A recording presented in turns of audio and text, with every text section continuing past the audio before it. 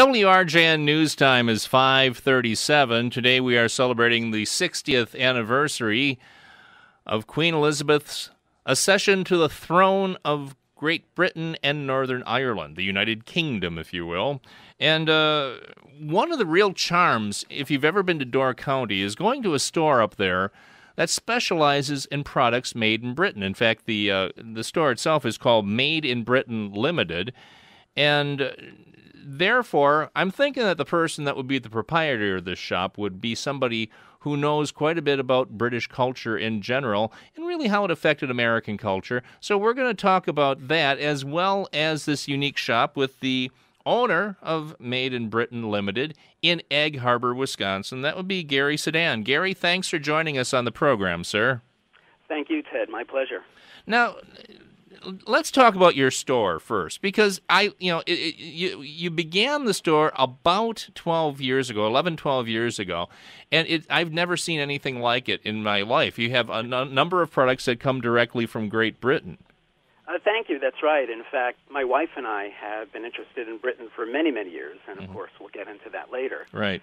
But I think, one of the things that separates my store from other British stores around the country, and interestingly, there aren't that many, is you're right. I do import a lot of what I have here in the store directly from Great Britain. So I've got tons of things that literally no one else in the country has. Right, because I noticed that, just going to the website here, I see one of the new products that you're offering is Yardley Menswear. Now, Yardley I remember because they sponsored the Monkees in the mid-'60s. That's right.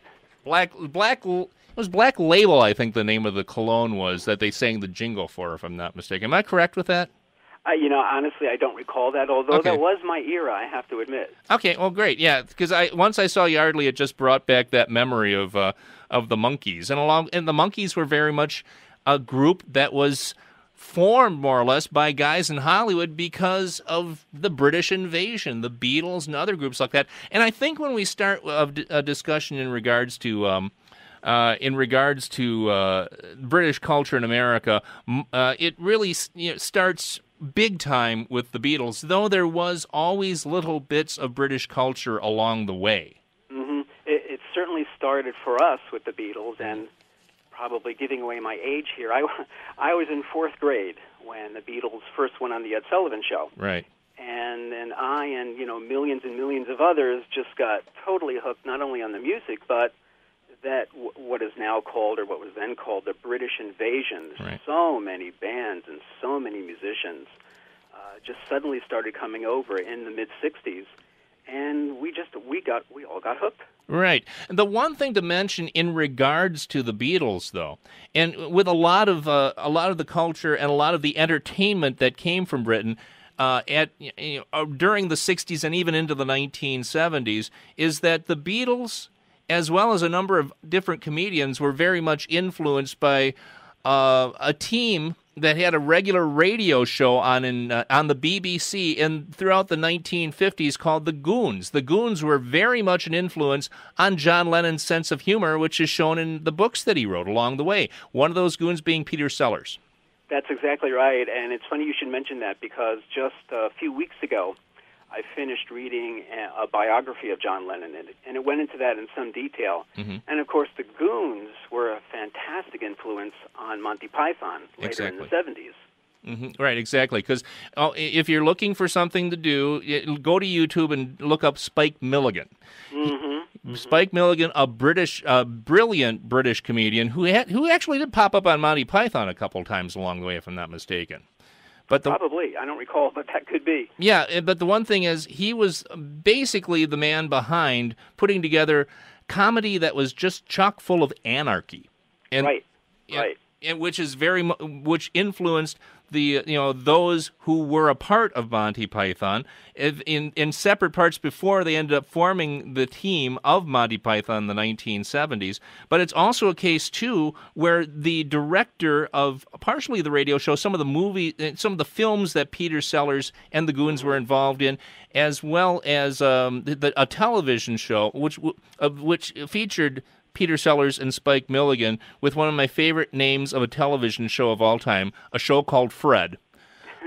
The show was directed by Dick Lester, who went on to direct A Hard Day's Night, the Beatles movie. Yeah. In fact, that very sly, anarchic sense of humor is very much part and parcel of the British population. I mean, it just permeates a lot of what they do, and their music too, and movies and TV shows. Very much so. That got us hooked as well.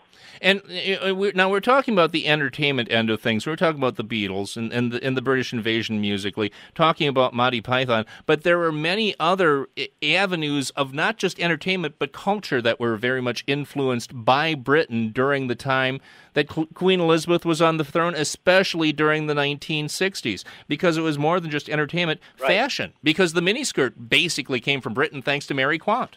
That's right. And in fact, John Lennon, of course, wore one of the Mary Quant hats, that famous black cap that he wore in those early years. That was from Mary Quant. Right, and also hairstyles, because Vidal Sassoon ended up doing some... There's a very interesting documentary in regards to Vidal Sassoon and how he ended up using architecture and those sorts of thoughts in moving him into hairstyling to have him become perhaps the most famous hairstylist in the world. And it happened... Fashion, and let's not forget cars. Indeed. Some fantastic, fabulous cars British cars from the 60s. Indeed. Just name a few of them. Why not? MG, Triumph, the Jaguar, XK120, Rolls, Bentley, the Mini, famous cars then, and in fact, some of those marks still go on now. Right, and we mentioned about Peter Sellers, but there are a number of great actors that ended up, going through the 1960s, even predating the 1960s, number of British actors, but a lot of them really stood out during the 60s. Probably the most prominent of them was probably the super couple of the 1960s, Elizabeth Taylor and Richard Burton. Right, and Richard Harris, Vanessa Redgrave. You might remember the movie Camelot. And of course, the James Bond series from the '60s, even Mary Poppins from the '60s was a great influence in a very famous movie. Indeed, it was. And on top of that, the most of the people in Britain have a great dislike of Dick Van Dyke simply because of his bad British accent in that movie along the way. So that may be, honestly, I've not heard that, but that could be too. Yes, exactly. But even to this day, because altogether, when it comes to that time, the Carnaby Street fashion movement and all of that was lovingly, everything British was lovingly really honored when Mike Myers put together the Austin Powers movies. I was just thinking about that. Yeah. Yeah, because when you end up seeing those movies, you see that there's a real love and a real joy for that time, and it was really a distinctive time of great energy, wouldn't it be, Gary? It was. In fact, Carnaby Street, of course, was probably the most famous venue or avenue of that. But there's another very famous street in London called King's Road, and King's Road goes through another famous area called Chelsea. And Chelsea has been in a number of songs, including some of the Stones songs. Right. But that famous mod explosion in London in the 60s pretty much took place on Carnaby Street and King's Road. Right. And we've been there many, many times.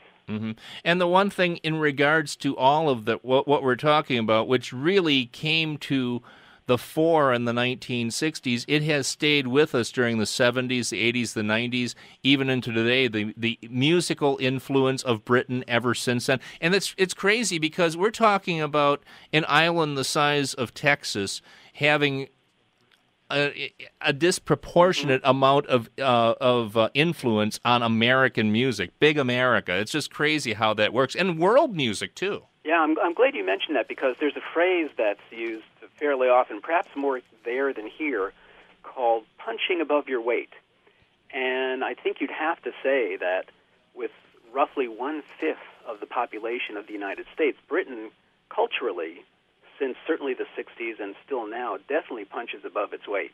I mean, even now, some of the most popular artists on the planet are British. Right. Muse, Radiohead, Coldplay, Keane, Adele. It just goes on. And in the 70s, it's even 3 times as long. And one may not know it from sitting and watching American Idol, but honestly, that show started in Britain as Pop Idol. That's right. And the biggest show in American television, and for a long time, the real lightning rod of the program, Simon Cowell. Right, You know, and so the influence just continues to this day when it comes to Great Britain and its influence on entertainment and culture in America. Now let's get back to the stock at your store there, Made in Britain Limited up in Egg Harbor. There are a number of different and really unique products you end up selling there that basically are pretty, let's just say, specially British, I guess. Why don't you explain to people what Spotted Dick is? And you better explain it because we want to keep our license here. Yeah. Well, very simply, it's a dessert. In Britain, many desserts are called puddings, and you can use the word cake over here for pudding. Right. And Spotted Dick is actually just a mildly spiced yellow cake with raisins. And it's actually pretty good. You serve it with a custard sauce, and it's a very traditional, very famous old English dessert. Mm-hmm. And there are many types of puddings. One of the other most famous ones is called sticky toffee pudding. And it pretty much tastes exactly what it sounds like, and it's just incredibly good. You know what? You want to know something? I remember when Mrs. Ehlen and I were visiting Door County, we stopped by your store, we tried some of that sticky toffee. It was delicious. It was right. wonderful. I've got a sticky toffee sauce that I import from Cartmel, England, that is unbelievably good. I mean, I would say like 99.9% of the people who taste it here just go crazy in love for it. I can understand. What other unique products to Britain do you have? Because we mentioned Spotted Dick, a few others that may be unique to Americans. Well, one of my new lines of products from last year is really special. In World War II, the British Government Information Department created this phrase called "keep calm and carry on." And they printed millions of these posters. And, if you're in London, certainly, and you're getting bombed every night during the Blitz, that's one thing the government would want you to do. Mm-hmm. After the war, it pretty much disappeared from public view, but probably around 5 or 6 years ago, that phrase suddenly started becoming popular again in Britain. And now it's getting popular again all over the world. And last year, I started importing metal signs made in Yorkshire, England, with that phrase, keep calm and carry on. Mm-hmm. And I have it on mugs, on T-shirts, on signs, on fridge magnets, and they were very, very good sellers last year. Well, that's wonderful. And these products can be purchased online, too, correct? That's right. Okay. On madeinbritainltd.com. That's the place to go if you want to find out about what Gary has to offer up in Egg Harbor in Door County, a very unique store. How many stores do you know of that are stores that sell specifically British products? There are probably at least half a dozen or a dozen around the country, but to the best of my knowledge, I'm the only one that imports such a high percentage of what I carry directly from Britain. Interesting. Gary Sedan is the owner of Made in Britain Limited in Door County. We thank you for joining us to talk a little bit about British culture and talk a little bit about your shop as well. And success to you, sir. Many thanks, Ted. Mm-hmm.